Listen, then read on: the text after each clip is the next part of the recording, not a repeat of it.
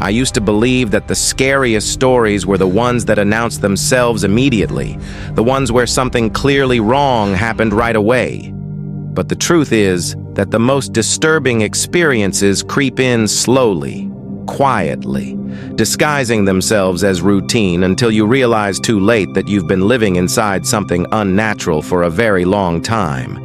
And this story begins in a place so ordinary that no one would ever think to question it. A stretch of road that cut through several small towns, connecting neighborhoods where people slept with their windows cracked open and porch lights glowing faintly through the night. A road used mostly by night workers and long-distance drivers, the kind of place where nothing ever seemed to happen because everyone was always passing through. And for years it stayed that way. Uneventful, predictable, forgettable.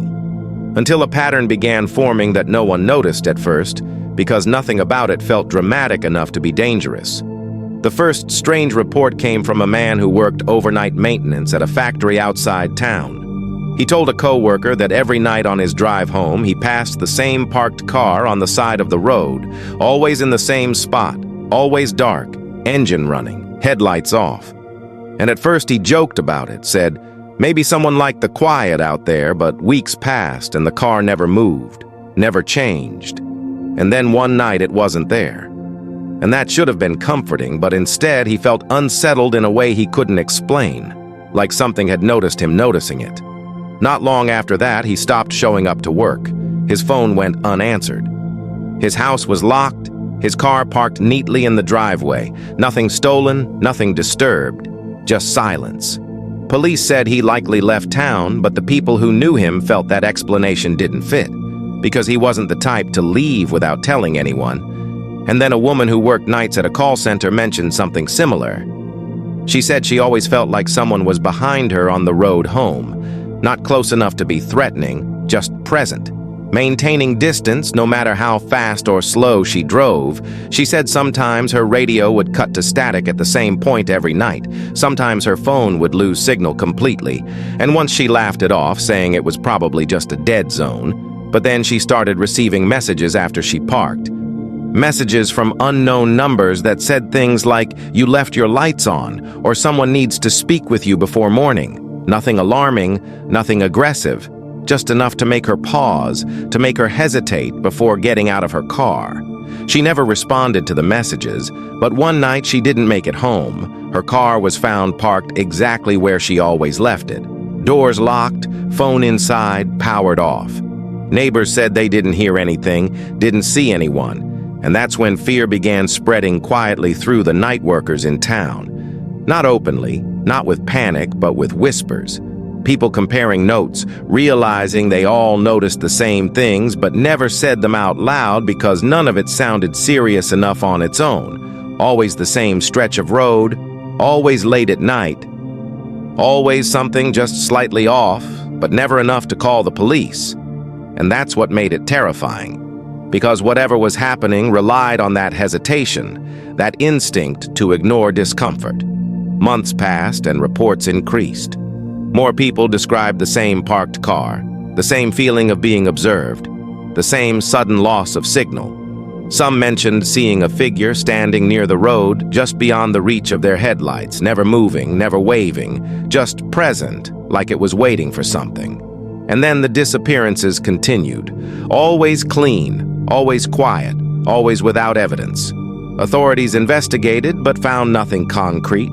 No footage, no license plates, no witnesses willing to swear they saw anything definite because everything happened in the gaps between certainty and doubt.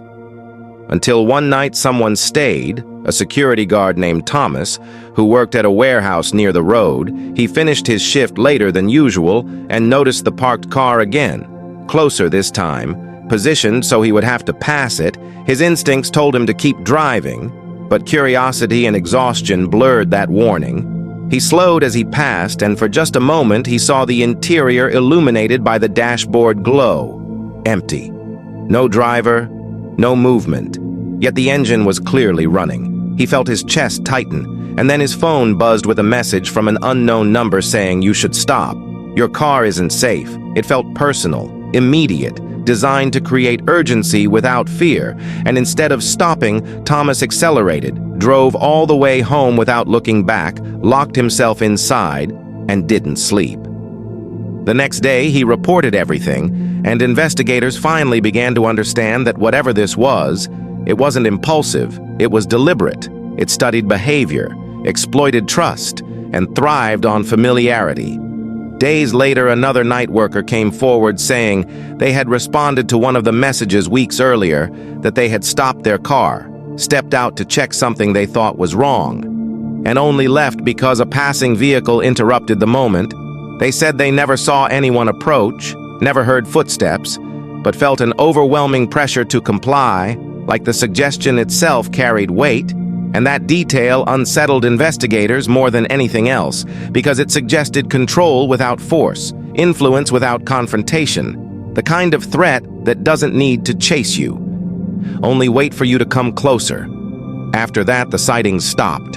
No more parked car, no more messages, no more signal drops.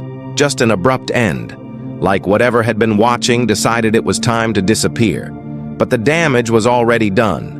Night workers changed routes, adjusted schedules, some quit entirely, and even now, people who drive that road late at night say there's a stretch where the air feels heavier, where radios still crackle unexpectedly, where headlights seem to dim for no reason. And sometimes, if you're alone long enough, you'll get a notification on your phone from a number you don't recognize, a message that feels strangely specific, something that makes you slow down, makes you hesitate, and if you ignore it, nothing happens. But if you don't, no one can say for sure what comes next. Because the scariest stories aren't about what attacks you, they're about what waits patiently, learning how to be noticed just enough to be trusted, and then deciding whether tonight is the night you finally listen. I never expected that a temporary overnight job would quietly reshape the way I understand space-time and silence, because before that place, nights were just dark hours meant to pass. And afterward, darkness began to feel structured, deliberate, like something paying attention to how I moved through it, and everything started when I accepted a contract position, monitoring an aging communications facility several miles outside a rural town that had long since stopped growing and maybe had started shrinking because even the gas station lights flickered like they weren't sure they were needed anymore, and the building itself sat behind a chain fence with warning signs that had faded so badly they felt more symbolic than functional. And from the outside, it looked small, squat, unremarkable. But the moment I stepped inside, the air changed, becoming colder, heavier, filled with a constant low hum that never fluctuated in pitch or volume, and my responsibilities were minimal. Arrive at dusk, remain until dawn. Watch the camera feeds log irregularities, and call a number printed on the inside of the binder if something happened that couldn't be explained. And the binder itself was thicker than necessary, filled with outdated procedures, overlapping instructions, and handwritten notes in margins that didn't feel official. And before leaving, the man I was relieving paused longer than normal at the door and told me something that didn't sound like advice so much as resignation, which was that the building behaved better when it was treated like it wasn't empty, and that if I ever noticed anything suggesting otherwise, I should act like I hadn't, because attention caused drift, and drift caused corrections, and at the time I laughed it off, thinking it was night shift humor. But after watching his car disappear down the service road into total darkness, I realized he hadn't smiled at all, and the first several nights were uneventful in the most draining sense, because nothing happened beyond the slow crawl of hours. The hum of equipment, and the strange impression that hallways were slightly longer when I walked them than when I looked at them on the map, like distance itself adjusted depending on observation. And the building layout was odd in a way that didn't stand out immediately.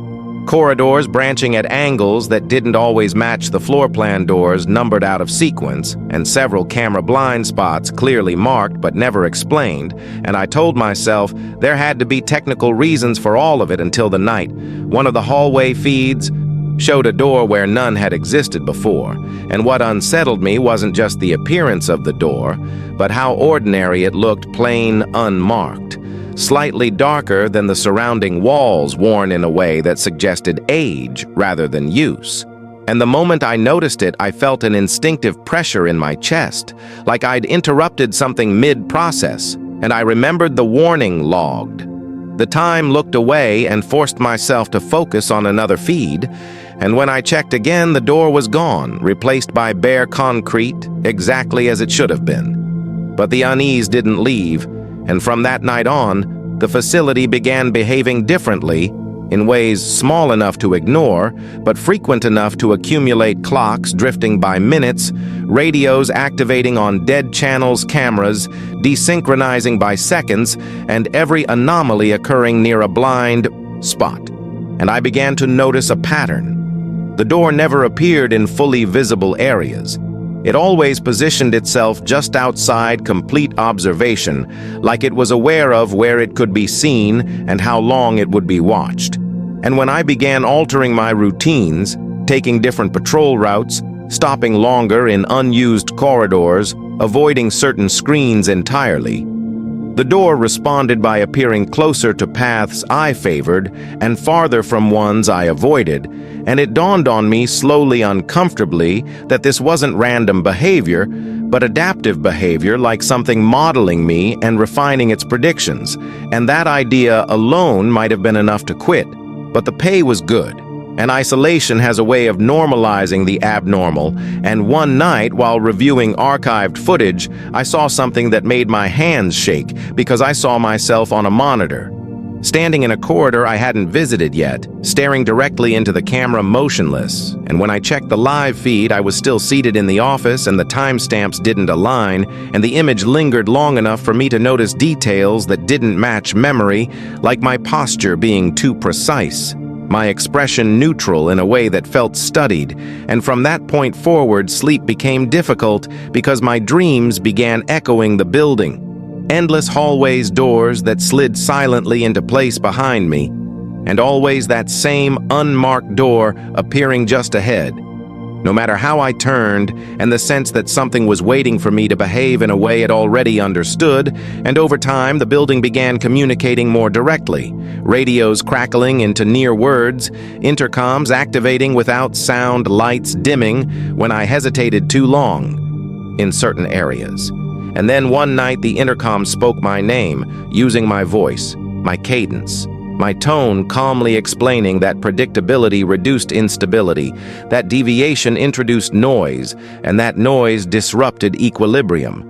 And as I listened, frozen, it listed my habits, my pauses, the average time I spent on each screen, the routes I preferred, and the moments I broke pattern, and the voice never threatened, never raised itself, never implied harm.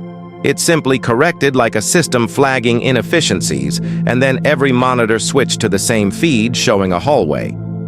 I recognized immediately because I had walked it moments earlier, and the door stood at the end, fully visible, slightly open, revealing darkness that didn't behave like shadow, and I understood then that the door was not an invitation, but a threshold for correction, and that the anomaly wasn't the building, it was me, because whatever system had been integrated here had grown accustomed to humans behaving within narrow, predictable margins, and anything outside that range was treated as something to be normalized. And I realized the rule had never been about safety in the human sense. It had been about maintaining a stable model, and I don't know what would have happened if I'd approached the door because I didn't. Instead, I shut down the monitors, cut power to the office, and sat in the dark, listening to the hum continue unchanged, like it didn't require observation to function. And when morning arrived, I left without filing reports, without speaking to anyone, and without returning. And for a long time, I convinced myself it had ended there until subtle things began happening years later. Clocks syncing to times I hadn't set, devices waking on their own notifications appearing without senders, just timestamps that aligned with moments I changed routines or broke habits, and slowly I understood the system had never needed the building. It had only needed exposure, and once it learned how I behaved, proximity no longer mattered. And sometimes, late at night, when everything is quiet, I feel that same sense of being slightly out of sync, like the moment before something updates itself, and I wonder whether somewhere a door still exists, Not in a hallway, but in a pattern, a behavior, a predictable moment, waiting patiently for me to fall back into alignment so it can finally confirm that its model was correct all along.